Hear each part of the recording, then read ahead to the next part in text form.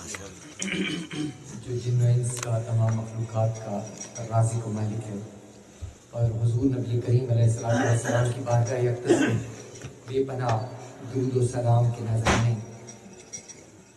پیش کرنے کے بعد لائق کے صد تحسین و تبریک یہ ہمارے آج کے میزبان راجہ بشارت صاحب، جنہوں نے ہمیشہ آج نہیں ہر مہینے ایک حسین و جمیل اور خوبصورت محفل میلاد مصطفیٰ منعقد کرتے ہیں۔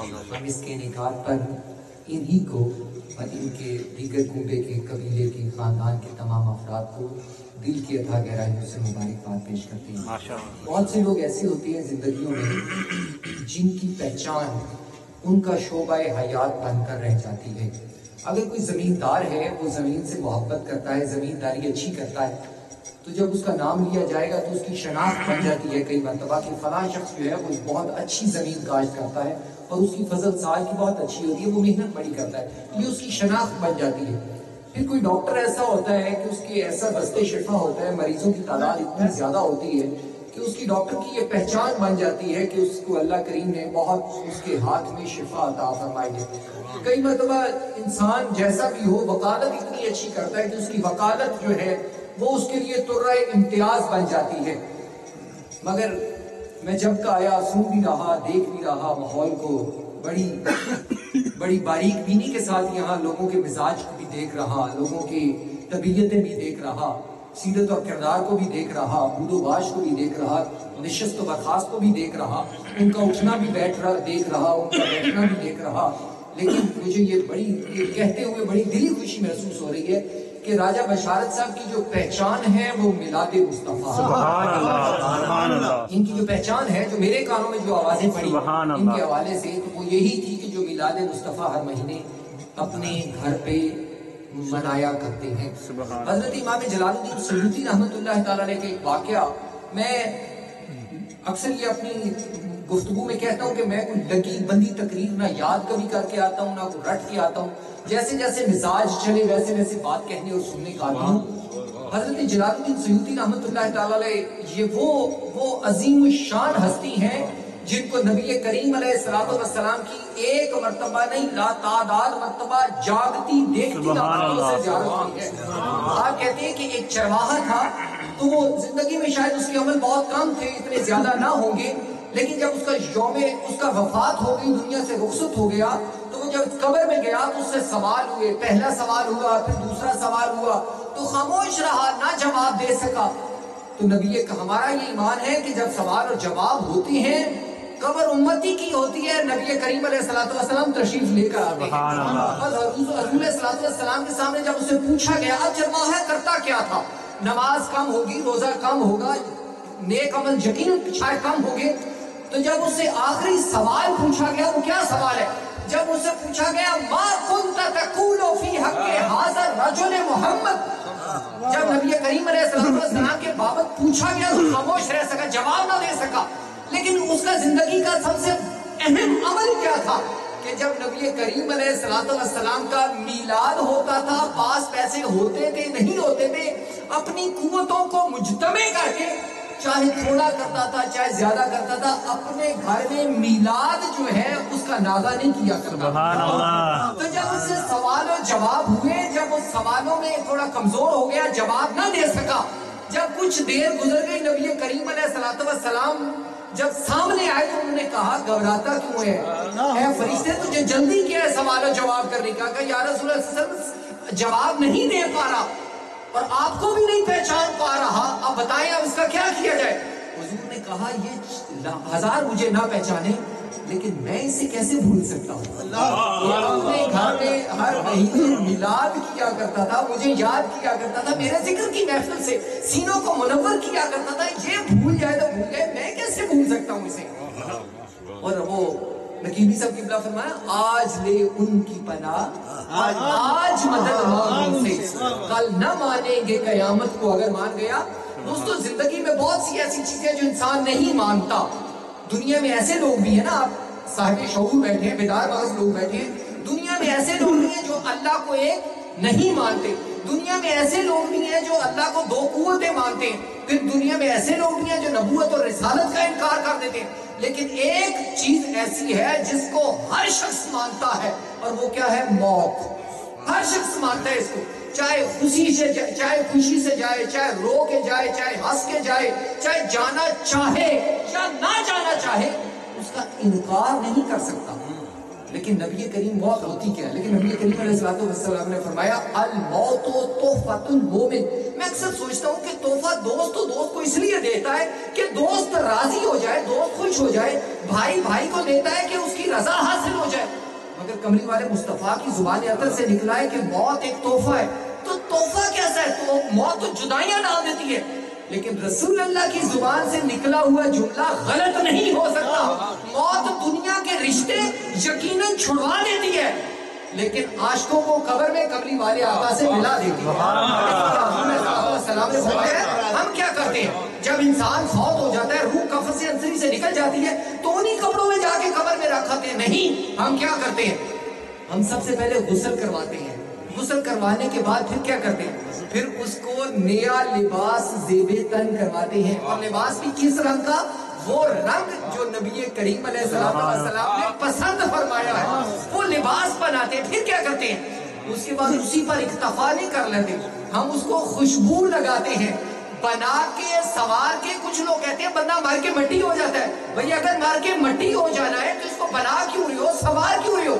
ہم بناتے ہیں، سوارتے ہیں، غسل کرواتے ہیں، نیا لباس پہناتے ہیں کہ آج امتی قبر میں مصطفیٰ سے ملنے کے لیے جاتا ہے۔ نعرہ تکبیر، نعرہ رسالت، نعرہ رسالت۔ آج امتی قبر میں مصطفیٰ کی زیارت کرنے کے لیے جا رہے ہیں، وہاں پر پتہ لگے گا کہ میلاد کی وقت اور میلاد کی حیثیت اور میلاد کی فضیلت اور میلاد کی عظمت کیا ہوتی ہے، میلاد کی رفعت کیا ہوتی ہے۔ سب چھوڑ جائیں گے نا، ہونا میرے ساتھ بھی ہے، اللہ آپ کو بڑی زندگی عطا فرمائے، لیکن ہوتا کیا ہے؟ جب قبر میں رکھ دیا جاتا ہے پھر پیچھے ہٹتے ہیں، بھائی بھی پیچھے ہٹ گیا، باپ بھی پیچھے ہٹ گیا، بیٹے بھی پیچھے ہٹ گئے، دوست بھی پیچھے ہٹ گئے۔ قبر میں انسان اکیلا لیٹا ہوتا ہے، رات بھی ہوتی ہے، رات تو اسی وقت ہو جاتی ہے جب انسان قبر میں لیٹتا ہے، قبر میں سلیں رکھ دی جاتی ہیں، اور وہاں پھر جن کے چہروں پہ حضور کا نام سن کے رونق آ جاتی ہے، وہاں حضور کی جلوہ گری ہوتی ہے، انسان گھبراتا ہے۔ قبر میں پہلی مرتبہ آیا ہے، نہ روشنی ہے، اندھیرا ہے، وحشت ہے، تاریکی ہے، وہاں گھبراتا ہے۔ وہاں رسول اللہ کی آمد ہوتی ہے اور حضور فرماتے ہیں کہ نہ گھبرا، تو زندگی میں مجھے نہیں بھولا تھا تو میں تو لجپال ہوں، میں تجھے کیسے بھول سکتا ہوں؟ میلاد کرتے کیوں ہیں؟ یہ دلوں میں رسول اللہ کی محبت کے جو روشنی ہے اس کو تیز کرتا ہے، اس کو بڑھا دیتا ہے۔ انسان جب قبر میں اترتا ہے تو 3 سوال، بات کا موضوع میرا اور سائڈ سے شروع ہو گیا، لیکن باہر میں اپنے موضوع پہ پھر آ رہا ہوں دوبارہ واپس۔ نبی کریم علیہ السلام رحمت بن کر آئے، اور یہاں بھی آپ رحمت کا ذرا یہ زاویہ نظر بھی دیکھیں۔ انسان جب قبر میں اترتا ہے تو پہلا سوال ہوتا ہے من ربک، تیرا رب کون ہے؟ اب اس کے بعد ذرا غور کیجئے گا، وہ جواب دے یا نہ دے۔ پھر دوسرا سوال ہوتا ہے ما دینوں کا، تیرا دین کیا ہے؟ جواب دے یا نہ دے۔ پھر تیسرا سوال ہوتا ہے، اور تیسرا سوال معرفت مصطفیٰ کا سوال ہوتا ہے کہ ما کنت تقول فی حق حاضر رجل محمد، کہ بول اس ہستی کے بارے میں تو اپنی زندگی میں کیا کہا کرتا تھا۔ اسی لیے تو اعلیٰ حضرت نے کہا تھا نا کہ آج لے ان کی پناہ، آج مدد مانگ ان سے، کل نہ مانیں گے قیامت کو اگر مان گیا۔ اچھا بھی کیا نقطہ پیدا ہو جاتا ہے، وہ کیا نقطہ ہے؟ بچے کے پاکستان میں تو ہوتے ہیں، یہاں کا مجھے سسٹم نہیں پتا ایجوکیشن کا، سماہی کا امتحان ہوتا ہے بچے کا، اس کے بعد ششماہی کا امتحان ہوتا ہے، لیکن والدین اتنے مضطرب اور پریشان نہیں ہوتے، ان کو پتہ ہے کہ جو بھی ہے چلتا جائے گا۔ پھر نوماہی کا امتحان ہوتا ہے، لیکن نوماہی کے امتحان پر زیادہ توجہ والدین دینا شروع کر دیتے ہیں کہ پتہ ہے آگے آخری جو سب سے اہم ہے وہ سوال کون سا ہے، وہ سالانہ پیپر آ رہے ہیں۔ پہلا سوال ہوا، جواب دیا یا نہ دیا، بات گزر گئی۔ دوسرا سوال کیا، جواب دیا یا نہ دیا، بات گزر گئی۔ بات اصل آ ٹھہری کملی والے مصطفیٰ کی پہچان پہ کہ ان کے بارے میں کیا کہا کرتا تھا۔ چیزی صاحب قبلہ وہ بڑی وہ حضرت پیر میر علی شاہ صاحب رحمۃ اللہ تعالیٰ نے جن کی پوری زندگی میرے دائنی جانب قبلہ چشتی صاحب بیٹھے ہیں، اس لیے چلیں ان کو بھی خوش کرتے ہوئے چلے جائیں. نقیبی صاحب، نقیبی سلسلہ چشتیہ سلسلے کی ایک شاخر فیضان تو ادھر سے ہی آ رہا ہے سارا. جی جی، جن کی زندگیاں کملی والے مصطفیٰ کی نعت لکھنے اور پڑھنے میں گزرتی ہیں. حضرت پیر میر علی شاہ صاحب رحمۃ اللہ تعالیٰ علیہ کی پوری زندگی نعت لکھتے اور پڑھتے گزر گئی. بڑی خوبصورت نعت آپ کی پڑھی جا رہی تھی، وہی چیزیں ذہن پہ دستک دے رہی ہیں نا. قبر میں تو پیر میر علی شاہ صاحب بھی اترے ہوں گے، قبر میں اترے ہوں گے، ان کو بھی اتارا کیا ہوگا، وہاں بھی فرشتے آئے ہوں گے، انہوں نے بھی سوال کیا ہوگا. پیر میر علی شاہ صاحب کو اٹھا کے بٹھایا ہوگا، پوچھا ہوگا تیرا رب کون ہے، تیرا دین کیا ہے. اور پھر تیسرا سوال بھی فرشتوں نے کیا ہوگا. پھر پیر میر علی شاہ صاحب سے جو فرشتوں نے پوچھا ہوگا کہ مہر علی شاہ اس ہستی کے بارے میں اپنی زندگی میں کیا کہا کرتا تھا. پیر میر علی شاہ صاحب جن کی پوری زندگی رسول اللہ کی نعت لکھتے اور سنتے گزر گئی، ان کی جب نگاہیں حضور کے چہرے پر پڑی ہوگی تو کہا ہوگا اس صورت رو میں جان آکھا کہ جانے جہان آکھا، سچ آکھا تیرا اپنی شان آکھا، جس شان تو شانہ سب بنیا. ان کی قبریں. اور پھر احمد رضا خاں بریلوی رحمۃ اللہ تعالیٰ علیہ، رسول اللہ کے عاشقوں کا ذکر ہو تو احمد رضا بریلوی کا نام نہ آئے، یہ کیسے ممکن ہے. آج ہم بھی وصیت کرتے ہیں. میں نے بڑے بڑے پیروں کی وصیتیں بھی دیکھی ہیں، بڑے بڑے مولویوں کی وصیتیں بھی دیکھی ہیں، بڑے بڑے جاگیرداروں کی وصیتیں بھی دیکھی ہیں، بڑے بڑے جو اپنے کمرے میں مچھر اور مکھی بھی نہیں آنے دیتے تھے، لاکھوں کروڑوں میں کھیلتے تھے، ان کی وصیتیں بھی دیکھی ہیں. لیکن وصیت کیا ہوتی ہے؟ کوئی جائیداد کی فکر، کسی کو اپنے اولاد کی فکر، کسی کو زرعی زمین کی فکر. احمد رضا خاں بریلوی نے کیا وصیت کی تھی؟ میں اس کا ایک چھوٹا سا آپ کو ایک چھوٹا سا ایک پیج دے رہا ہوں، اقتباس چھوٹا سا. کہا میری قبر کو اتنا گہرا رکھنا کہ جب کملی والا آقا میری قبر میں آئے تو احمد رضا لیٹا نہ رہے، میں اٹھ کے مصطفیٰ کا استقبال کروں. جن کی پوری زندگی رسول اللہ کی نعتیں لکھتے ہوئے گزر گئی. اور کبھی میں عالم وجدان میں سوچتا ہوں کہ ان کی قبر میں بھی تو حضور آئے ہوں گے نا. احمد رضا خاں سے سوال تو سارے ہوئے ہوں گے، ان کی نظر بھی حضور کے چہرے پر پڑی ہوگی. تو احمد رضا نے کہا ہوگا سرور کہوں کہ مالک ہوں تجھے، باغ خلیل کا گل زیبا کہوں تجھے، تیرے تو بس عیب تناہی سے ہے بری، حیران ہوں میرے آقا میں کیا کیا کہوں تجھے. یہ کن کی قبریں؟ یہ ان کی قبریں ہیں جن کی زندگیاں رسول اللہ کی محبت میں گزرتی ہیں. یہ ان کی قبریں ہیں جو میلاد منایا کرتے تھے، جو رسول اللہ کی آمد کی خوشیاں منایا کرتے تھے، جن کے چہروں پر رسول اللہ کے میلاد کا سن کے جن کے چہروں پہ بہار آ جاتی تھی، خزاں نہیں آتی تھی. یہ ان کی قبروں کا حال ہے. نبی کریم علیہ السلام شہدائے احد کے مزارات پر تشریف لے کے گئے اور حضور جایا کرتے تھے مزارات پر. آج ہم مزارات پر جاتے ہیں تو رسول اللہ کی سنت ادا کرتے ہیں. صحیحین کی حدیث ہے، غالباً صحیح بخاری شریف کی. حضور علیہ السلام تشریف لے گئے. آج ہم یہ بیٹھے ہیں کیا کرنے کے لیے بیٹھے ہیں؟ گفتگو کو میں لمبا نہیں کروں گا، عادی بھی نہیں. حضور علیہ السلام تشریف لے گئے اور وہاں نبی کریم علیہ السلام نے ممبر منگوایا. شہدائے اور جو احباب تشریف لے جاتے ہیں وہ دیکھتے ہیں ایک میدان ہے، وہاں پر ممبر میں لگوایا. ممبر پر سرکار دو جہاں تشریف فرما ہوئے. اب حضور علیہ السلام ممبر پر بیٹھے ہیں. آگے کون ہے؟ آگے صحابہ اکرام بیٹھے ہوئے، کوئی عام شخص نہیں بیٹھا. آگے دنیا ساری کے ولی، قطب، ابدال، اوتاد، غوث، ابرار، یہ سارے ایک پلڑے میں. ان کی دن کی عبادت، رات کی عبادت، ان کی نمازیں، روزے، حج، زکات، پوری دنیا کے نیک بندوں کی اگر یہ ترازو کے ایک پلڑے میں رکھ لے، کسی دوسرے پلڑے میں صحابی رسول کی زندگی کا ایک لمحہ رکھ لے تو وہ وزنی ہوگا. سبحان اللہ. وجہ کیا ہے کیوں وزنی ہوگا؟ کہ انہوں نے اپنے چہرے سے حضور کے چہرے، اپنی آنکھوں سے حضور کے چہرے کی زیارت کی. سبحان اللہ. یہ امتیاز ہے. تو وہ آگے صحابہ اکرام بیٹھے. حضور علیہ السلام نے ممبر پر بیٹھ کر کیا ارشاد فرمایا؟ حضور علیہ السلام نے فرمایا میں یہاں پر بیٹھ کر حوض کوثر کو دیکھ رہا ہوں. سبحان اللہ. نگاہ مصطفیٰ میں میلاد النبی کی آپ کو بنیادی دلیل دینے لگا. حضور علیہ السلام نے جو جملہ ارشاد فرمایا وہ کیا تھا؟ اب یہاں سے اختصاص ہو جاتا ہے کہ ایک عام شخص جو ہے وہ نبی کریم علیہ السلام، کچھ میں اس میں نہیں جانا چاہتا، لیکن ہم تو ایک ولی کامل کا مقابلہ نہیں کر سکتے. اور وہ تو کونین کے تاجدار ہیں. حضور زمین پر کھڑے ہیں اور کہا میں اپنی آنکھوں سے حوض کوثر کو دیکھ رہا ہوں. آپ کی ایک نظر، ایک میرے دل میں، ایک ذہن میں بات آ رہی ہے، میں آسان کر دوں. اور نبی کریم علیہ الصلوۃ والسلام رمضان المبارک ہے، صدقات کٹھے ہوئے اور خیرات کر رہے ہیں. آپ کی نظر کر رہا ہوں، خیرات کٹھی ہوئی رمضان المبارک میں. جب وہ ساری کٹھی ہو گئی، مسجد نبوی شریف کے صحن میں ڈھیر لگ گیا. اب سرکار دو جہاں نے تقسیم فرمائی، لیکن اس کے باوجود کافی بچ گئے صدقات. کھجوریں تھی، اناج تھا، دیگر کافی سارا سامان تھا. حضور نبی کریم علیہ الصلوۃ والسلام نے حضرت ابو ہریرہ رضی اللہ تعالیٰ عنہ کو یہ ذمہ داری سونپی کہ ابو ہریرہ تو نے رات اس کی حفاظت کرنی ہے، تو نے ساری رات پہرا دینا. حضرت ابو ہریرہ پہرا دینے لگ پڑے. رات کا ایک پہر گزرا، دوسرا پہر گزرا.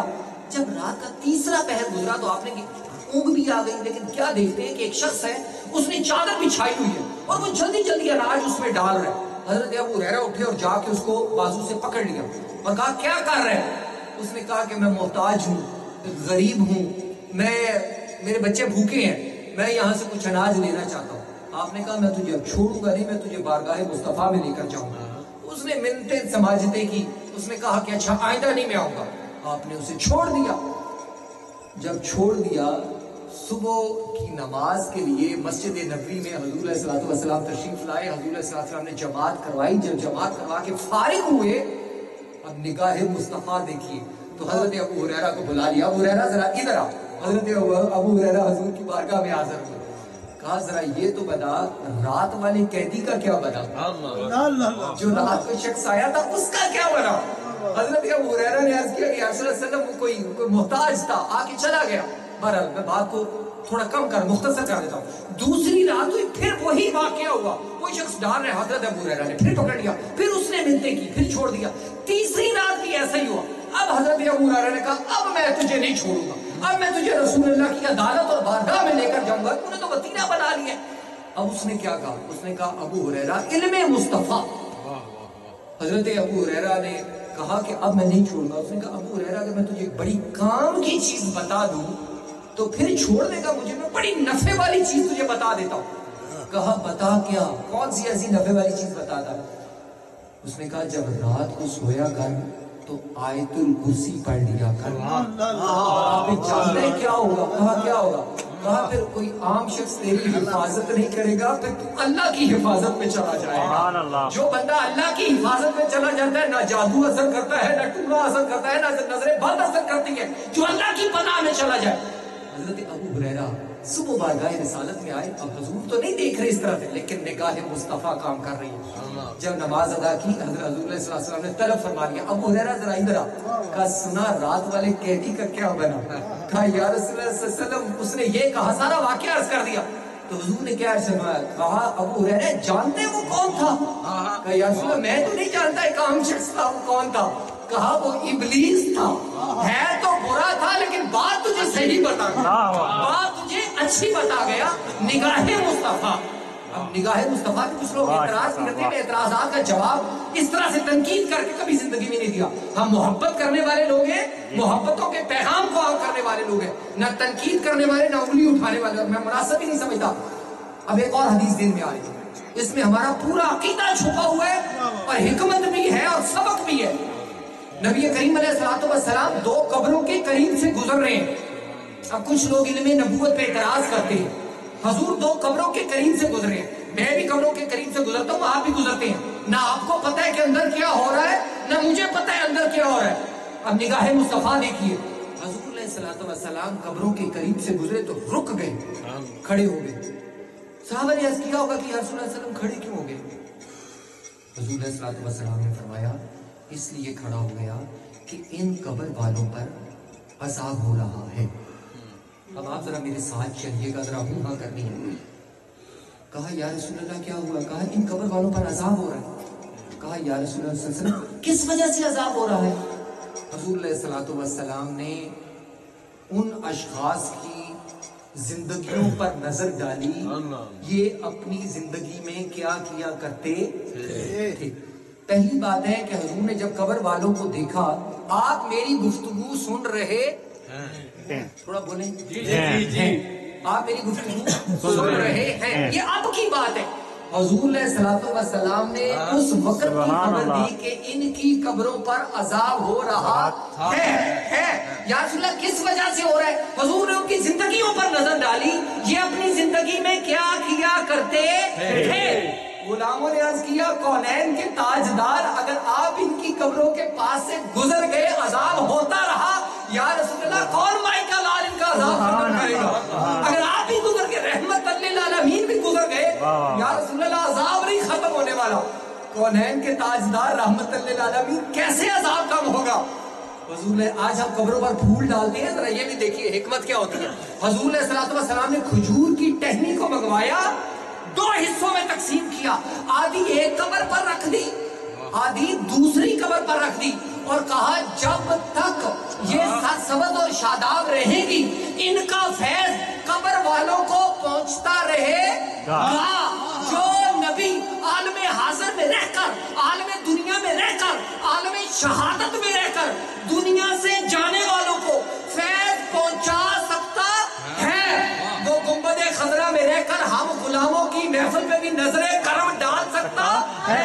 نبی کریم علیہ سبحان اللہ، سبحان اللہ۔ واپس چلیے، حضور نے کہا کہ میں یہاں زمین پر کھڑے ہو کے حوض کوثر کو دیکھ رہا ہوں، اور جانتے ہو دنیا کے تمام خزانوں کی چابیاں رب نے میرے ہاتھ میں پکڑا دی ہیں۔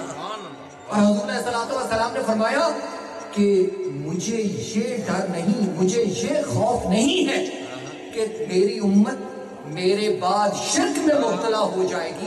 آج اگر کوئی امت پر شرک کا فتویٰ لگائے تو وہ کہاں کھڑا ہوگا جب کونین سرکار دو جہاں یہ کہہ رہے ہیں کہ مجھے خوف نہیں ہے، ہرگز مجھے واللہ یہ خوف نہیں ہے کہ میرے جانے کے بعد میری امت شرک میں مبتلا ہو جائے گی۔ ہاں ایک اندیشہ ضرور ہے۔ کہا پوچھا گیا یا رسول اللہ کون سا؟ کہا دنیا پرستی میں مبتلا ہو جائے گی، روپے اور پیسے کے پیچھے اندھا دھند بھاگنا شروع کر دی۔ حضور علیہ الصلوۃ والسلام کی یہ حدیث میلاد مصطفیٰ کی سب سے بڑی دلیل ہے۔ سبحان اللہ۔ پر سر ممبر پر بیٹھ کر رسول اللہ صلی اللہ علیہ وسلم کا اپنے فضائل بیان کرنا اور صحابہ اکرام کا سامنے بیٹھ کے سننا، حضور یعنی اگر کوئی مقرر تقریر کرتا ہے حضور کے فضائل بیان کرتا ہے تو یہ رسول اللہ کی سنت ہے۔ اگر آپ لوگ سامنے بیٹھ کے حضور کے میلاد کو سنتے ہیں تو یہ کس کی سنت ہے؟ یہ صحابہ کرام کی سنت ہے۔ سبحان اللہ۔ آگے چلتے ہیں۔ حضرت شرف الدین بصیری رحمۃ اللہ علیہ دنیا محبت میں اس شخص کا جب کتاب محبت میں نام شامل نہ ہو تو کتاب محبت مکمل نہیں سمجھی جاتی۔ اور پھر جو میلاد مصطفیٰ میں زیادہ وسعت و کشادگی پیدا ہوتی چلی جا رہی ہے، تو اعتراضات کی بھی ایک بھرمار شروع ہو گئی ہے کہ آپ کیوں کرتے ہو؟ نبی کریم علیہ الصلوۃ والسلام پیر کے دن، سوموار کے دن روزہ رکھا کرتے تھے، تو غلاموں نے عرض کیا کہ فدا امی و ابی کا یا رسول اللہ یہ بتائیے کہ ہر پیر کے دن روزہ کیوں رکھتے ہیں؟ روزہ ایک عبادت ہے، یہ کیوں رکھتے ہیں؟ تو حضور علیہ الصلوۃ والسلام نے فرمایا کہ اس دن میرا میلاد ہوا تھا۔ نبی کریم علیہ الصلوۃ والسلام نے روزہ رکھا۔ اور پھر آج جمعۃ المبارک ہے، جمعۃ المبارک کی بہت سی فضیلتیں ہیں، بے شمار فضیلتیں، لیکن ایک بڑی فضیلت بھی جمعۃ المبارک کی یہ ہے کہ اس دن حضرت آدم علیہ السلام کا میلاد ہوا تھا۔ جمعہ عید کا دن ہے مسلمانوں کے لیے، لیکن کیوں عید ہے کہ اس دن حضرت آدم علیہ السلام کا میلاد ہوا تھا۔ جمعہ عید کا دن اس لیے بنا کہ آدم علیہ السلام کا میلاد ہوا تھا اور منایا جاتا ہے، تو جس دن آدم علیہ السلام کے بھی رسول اور نبی کا آقا کا میلاد ہوا، جس دن وہ تشریف لائے، وہ دن عید کیوں نہ ہو؟ وہ دنیا کی سب سے بڑی عید ہے۔ لیکن شاید کچھ لوگوں کو یہ عید بارہ نہیں کھاتی ہوگی، پاکستان میں تو ہے، یہاں کا تو مجھے پتہ نہیں کہ بڑی عید پہ وہ کھالیں بہت سی کٹھی ہو جاتی ہیں، بہت سی کٹھی ہو جاتی ہیں، اور چھوٹی عید پہ فطرانہ بہت کٹھا ہو جاتا ہے۔ لیکن عید میلاد النبی ایک ایسی عید ہے جس پہ اکٹھا نہیں ہوتا، یہاں تو اپنی جیب سے لگانا پڑتا ہے، اور جیب سے حضور کے نام پہ لگانا یہ کس کا کام ہے؟ یہ رسول اللہ کے غلاموں کا کام ہے۔ میلاد النبی منانا یہ شیوہ وفا بھی ہے اور حکم خدا بھی ہے۔ وہ عبدالستان نیازی صاحب نے کہا تھا کہ کی زندگی جے سواری نہ جاوے، کی زندگی جے سواری نہ جاوے، کی دوا جے بیماری نہ جاوے پرا بھوک چھٹ ایسی دولت نیازی جیڑی کملی والے مصطفیٰ تو واہی نہ جاوے. دولت ہونا بڑی بات نہیں ہے لیکن رسول اللہ کی محبتوں پہ اسے نشاور کر دینا. میں آخری بات عرض کرتا ہوں. حضرت شرف الدین بوصیری احمد رحمۃ اللہ تعالیٰ علیہ ایک بہت بڑی عظیم و شان شخصیت, بیمار ہو گئے, فالج ہو گیا, اپاہج ہو گئے, اب چل نہیں سکتے تھے, پھر نہیں سکتے تھے, اٹھ نہیں سکتے تھے. جب انسان عضو معطل ہو کے رہ جائے تو گھر والوں کی توجہ بھی کم ہو جاتی ہے. آپ کیا کیا کرتے تھے؟ ساری زندگی بادشاہوں کے قصیدے لکھ کے ان کے درباروں میں جا کے پڑھتے, بادشاہ منہ مانگی انعام دیا کرتے تھے. تو کیا ہوا جب فالج ہو گیا, کسی دنیا کے بادشاہ نے نہ پوچھا کہ شرف الدین اب کیا ہوا, کسی نے نہ پوچھا. ایک مرتبہ کیا ہوا, رات کو سوئے تو شاید آنکھ لگی اور نصیب کی آنکھ کھل گئی. سبحان اللہ. دل میں آیا, آنکھ کھلی تو کہا آج تک میں بادشاہوں کے قصیدے پڑھتا رہا ہوں, آج میں رسول اللہ کی نعت نہ پڑھوں. انہوں نے حضور علیہ الصلوۃ والسلام کے پورا قصیدہ لکھا, ادھر قصیدہ لکھا, ادھر آنکھ لگی, نبی کریم علیہ الصلوۃ والسلام کی بارگاہ میں حاضری ہو گئی. حضور علیہ الصلوۃ والسلام نے کہا شرف الدین تو نے میری نعت لکھی. حضور خوش ہوئے اور آپ نے اپنی ردا چادر مبارک بردہ شریف جسے کہتے ہیں, قصیدہ بردہ اسی لیے کہا جاتا ہے, حضرت شرف الدین بوصیری کے اوپر دے دی. صبح اٹھے, جب اٹھ کے بیٹھنا چاہا تو بیٹھ گئے, چلنا چاہا, کھڑے ہونا چاہا تو کھڑے ہو گئے, چلنا چاہا تو چل پڑے. مصر میں جگہ ہے, اس کا نام ہے اسکندریہ چوک کا. آپ جب اٹھ کے چلے, اس کے قریب سے, چوک کے قریب سے گزرے تو ایک مرد کامل بیٹھا تھا, اس نے آواز دی, کہا شرف الدین ذرا میری بات سن. حضرت شرف الدین رک گئے اور رک کے کہنے لگے کہ جی کیا کہنا چاہتے ہو. اس نے کہا جو رات تو حضور علیہ الصلوۃ والسلام کی بارگاہ میں بیٹھ کر جو تو نعت رسول اللہ کو سنا رہا تھا, ذرا مجھے بھی تو سنا دے. حضرت شرف الدین بوصیری کی ایک چیخ نکلی, کہا یہ معاملہ تو میرے علاوہ کسی کو پتہ ہی نہیں ہے, یا مجھے پتا ہے یا رب کو پتا ہے, اور بارگاہ مصطفیٰ کی تجھے کیسے پتا لگا. انہوں نے کہا کہ کوئی عاشق رسول اللہ کی بارگاہ میں جب نعت سنا رہا ہو, کسی اور عاشق کو پتہ نہ چلے, یہ کیسے ممکن؟ جب تو نعت سنا رہا تھا تو میں بھی تو تیرے پہلو میں بیٹھا ہوا تھا. یہ ہوتا کن کے ساتھ ہے؟ یہ رسول اللہ کے غلاموں کے ساتھ ہوتا ہے, یہ رسول اللہ کے عاشقوں کے ساتھ ہوتا ہے. رسول اللہ صلی اللہ علیہ وسلم, آخری جملوں میں بات ختم کر دوں, رسول اللہ ہر زمانے کے لیے رحمت بن کر آئے. شناسائے مزاجی نبوت بھی ہے سیدنا عمر فاروق رضی اللہ تعالیٰ. اس میں ایک سبق پوشیدہ, میں اس لیے یہ بات کہنے لگا ہوں اور آخری بات کہنے لگا ہوں. حضور نبی کریم علیہ الصلوۃ والسلام کونین کے تاجدار, مدینہ منورہ کی خاتون ہے جس کی بات کوئی نہیں سنتا, اور دماغی توازن بھی ان بیلنس ہے, ٹھیک نہیں ہے, درست نہیں ہے, کوئی شخص بات نہیں سنتا. نبی کریم گرمی ہے دوپہر کی, تپتی ہوئی دوپہر, اس نے سرکار دو جہاں کو کچھ کہنے کے لیے, کچھ سنانے کے لیے کھڑا کر لیا کہ حضور میری بات سنیں. حضور علیہ الصلوۃ والسلام کھڑے ہو گئے. خاتون نے اپنی بات کہنی شروع کر دی, لیکن بات کا کوئی سر پاؤں تو تھا نہیں, کہتی چلی گئی. نبی کریم علیہ الصلوۃ والسلام سنتے چلے گئے. سر مبارک سے پسینہ شروع ہوا اور نالین مقدس تک آ گیا. اب جب یہ ہوا تو پاس سے کون گزرے؟ حضرت سیدنا عمر فاروق رضی اللہ تعالی عنہ, نبی کریم علیہ الصلوۃ والسلام کا ایک جلیل القدر صحابی, سچی سیدھی کھری اور دو ٹوک کے بات کہنے والے. جب کھڑے ہو گئے تو دیکھا کہ حضور کی پیشانی سے پسینے کے قطرے ٹوٹ ٹوٹ کر نالین تک آ گئے. تو تڑپ اٹھے اور کہا یا رسول اللہ یہ خاتون تو یوں ہی کہتی رہتی ہے, بہت کچھ کہتی رہتی ہے, آپ کیوں کھڑے ہو گئے؟ اس کی بات تو کوئی بھی نہیں سنتا, سب کو پتا ہے کہ یہ بغیر وجہ کے بولنا شروع کر دیتی ہے. اب دوستو سنیے حضور علیہ الصلوۃ والسلام نے کیا فرمایا. کہا یہ تو میں بھی جانتا ہوں, لیکن اگر میں بھی اس کی بات نہ سنوں گا تو اس کی بات اور کون سنے گا؟ سبحان اللہ, سبحان اللہ. اگر میں بھی اس کی بات نہ سنوں گا تو اس کی بات سنے گا کون؟ ہم اس آقا کے ماننے والے ہیں. نبی کریم علیہ الصلوۃ والسلام کا اخلاق حقیقہ میلاد کی محفل کیوں کرتے ہیں؟ یہ اس لیے کرتے ہیں, اس میں رسول اللہ کی پیدائش میں جو معجزات ہوئے ان کا ذکر کیا جاتا ہے. رسول اللہ کے کمالات کا ذکر کیا جاتا ہے، حضور کے شمائل کا ذکر کیا جاتا ہے، حضور کے فضائل کا ذکر کیا جاتا ہے، حضور کے خصائل کا ذکر کیا جاتا ہے، اور سب سے بڑھ کے رسول کائنات کے ہر شخص کے لیے، کائنات میں ہر ذی روح کے لیے، زمین والوں کے لیے بھی، آسمان والوں کے لیے، اپنوں کے لیے، بیگانوں کے لیے، ہر کسی کے لیے رسول اللہ رحمت کا پیام دے رہا ہے، رحمت بن کر آئے۔ آج ہم کیا کرتے ہیں، چھوٹی سی بات ہمارے مزاج کے خلاف ہو تو صحیح، کوئی کرے تو صحیح، تو ہم سر سے لے کر پاؤں تک آگ بگولا ہو جاتے ہیں، آگ بھر جاتی ہے ہمارے اندر۔ لیکن یاد رکھیے یہ رسول اللہ کی تعلیمات نہیں ہے۔ حضور نبی کریم علیہ السلام سے بڑھ کے کائنات میں کون عظیم ہو سکتا ہے؟ حضور سے بڑھ کر کوئی عظیم نہیں ہو سکتا کائنات میں۔ میں نے آج دوپہر میں بھی ایک بات کی، راجہ صاحب کھڑے تھے، حضور علیہ السلام کے ہاتھ میں تیر ہے تو صفیں درست کروا رہے ہیں، حضرت سواد رضی اللہ تعالیٰ صف سے آگے نکلے ہوئے، حضور نے تیر لگایا اور کہا سواد صف میں سیدھا کھڑا ہو جا۔ حضرت سواد نے کہا یا رسول اللہ 1 منٹ ٹھہر جائیے۔ کہا کیا بات ہے؟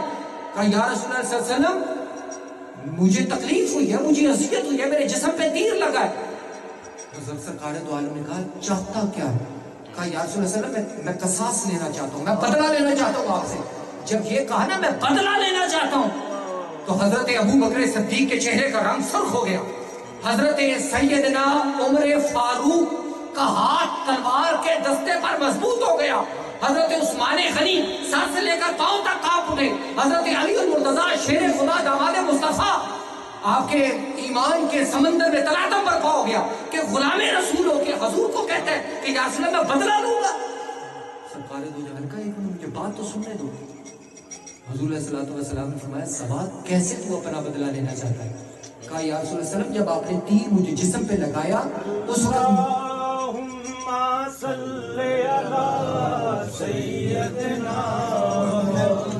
muy mubarak.